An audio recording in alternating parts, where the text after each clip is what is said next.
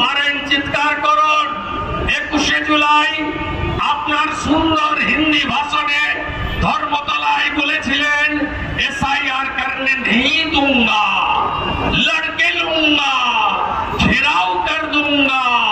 कहा हुआ ममता बनर्जी, हुआ आप क्या करेंगे? आप एसआईआर भी चालू हो गया, घर घर में फॉर्म बांटना भी शुरू हो गया। 11 तारीख का बाद फॉर्म वापस आना भी चालू हो जाएगा। 7 फरवरी वोटर लिस्ट भी आ जाएगा और आपका रोहिंग्या और बांग्लादेशी मुस्लिम घुसपैठिया वो कहाँ जाएगा? ये तो मात्र स्वरूपनगरे 94টা ধরা পড়েছে। আর এসআইআর এর নাম শুনে কাঁপতে কাঁপতে কিছু পালিয়েছে। নিউ টাউনে হঠাৎ করে সকালবেলা কাজের লোকেরা নাই, তোমার দেখা নাই রে, তোমার দেখা নাই।